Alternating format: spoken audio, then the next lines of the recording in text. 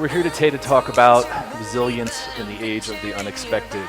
As my colleagues before me indicated, there's a lot of geopolitical unrest and a lot of uncertainty sometimes on the economic side. So we're in kind of a gray area where really all we can expect sometimes is the unexpected. Rising labor costs, shrinking margins, aging infrastructure are just a few of the obstacles that are facing the hospitality industry today.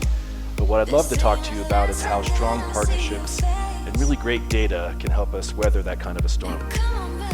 So there is a lot of things that we can't expect. Thankfully, there's a few things we can. The Rugby World Cup starts this weekend in Japan, where Van der Merwe will be in his 4th World Cup. Elections coming up in Argentina, Bolivia, and Uruguay, and even that shows some uncertainty. Will Fernandez unseat Madrid, or will Morales hold off Mesa? We'll have to wait till October to decide, or to see. Mercury transits the sun in November, and I am not an astrologist, so I can't tell you if Mercury is rising, or direct, or what house it's in, so you'll have to consult your local horoscopes to figure out what that means to you. And lastly, Star Wars Episode 9, The Rise of Skywalker. I'm very excited. It's coming in December. And it's a little bit bittersweet, unfortunately, because this would be the last part of the saga that John Williams will be doing the music. It's a shame. So amidst a lot of global shifts in the economy, let's take a look at sort of how things look across the globe. If you look at the backdrop for the increased tensions in US and China trade and technology issues, as well as some one-off issues in the Eurozone that affected their performance in 2018, we see that global activity really was fairly soft in the first half of 2019. Now, thankfully, there were some real positive moments in some advanced economies. Unfortunately, as you saw from some of my previous colleagues, things were less than rosy in more of the developing and emerging markets. We saw great growth in the US and Japan in Q1, and some really great performance in a couple of other markets, but unfortunately the developing and emerging markets did not perform as well as we would have liked to have seen.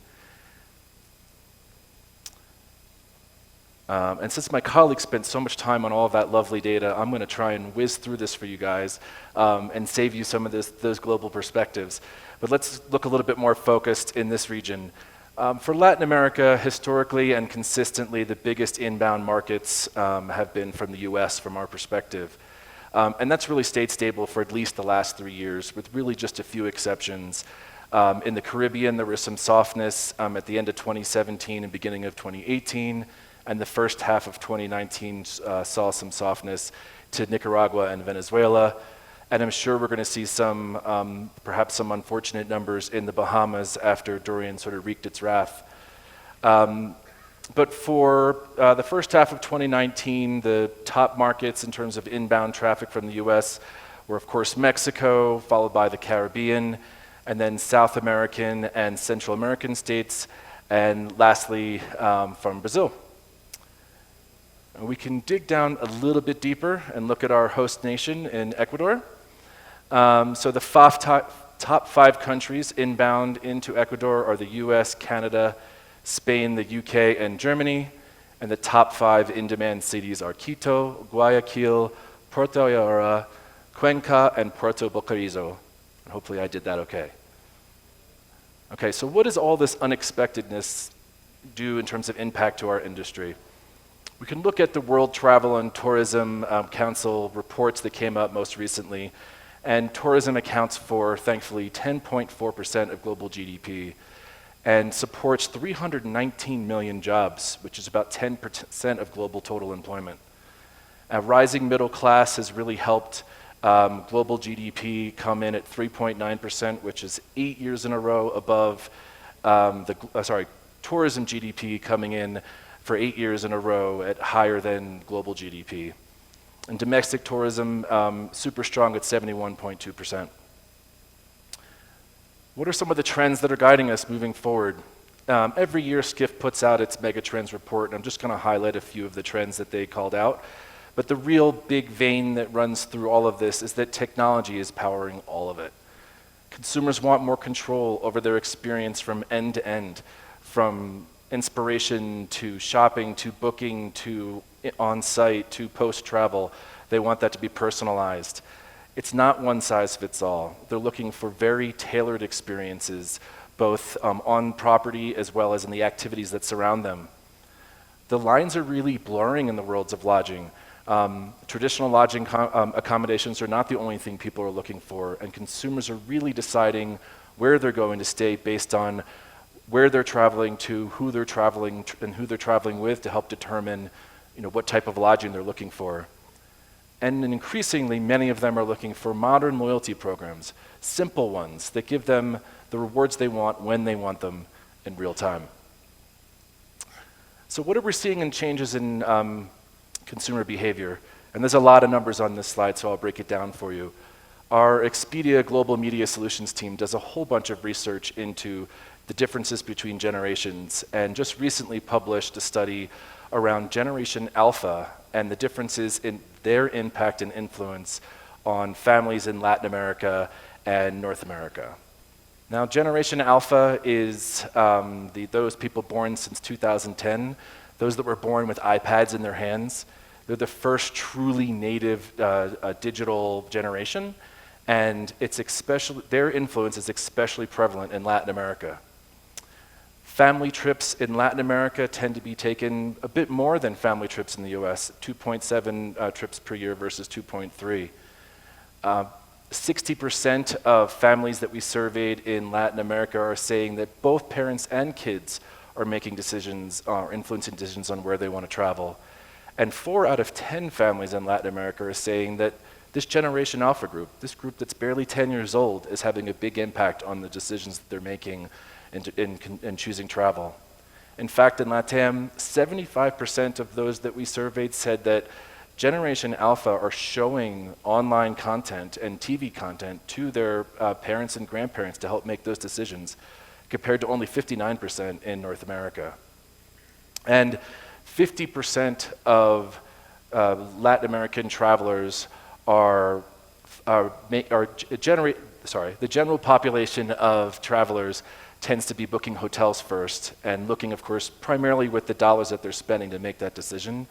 But compared to that general population, those that are traveling with Generation Alpha are more than 2 times likely to stay in a vacation rental when they travel. And then similarly, for both Latin America and North America, about 22% of family budgets are spent on the lodging portion of their travel. So let's look a little bit deeper into, what are some of the decisions travelers are making. We've done a lot of studies, and another one that's been more recent is to try and get a better understanding of what are the values of a few attributes in making decisions for their buying. So we looked at 5 things. What is the hotel brand? What is the star rating? What is the price? What are the customer review scores? And what, if there's any mention of sort of a renovation call out? And what we're trying to figure out really is, what is the value of, how can we quantify the value of the perceived preference of a brand? What is the influence over consumers, over customer and travel reviews? And then lastly, what is the real premium value that brands are driving to consumers? We asked them a couple questions around that, and we asked them to look at really 2 destinations, one that they're familiar with and one that is more aspirational.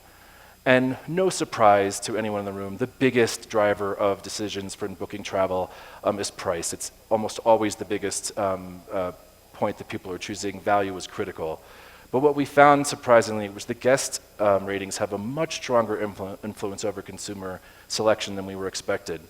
And they're willing to pay more for properties with higher guest reviews. That part is probably not so surprising.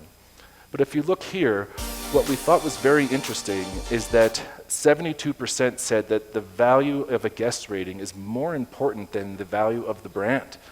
And guest review scores are really impactful on ADR.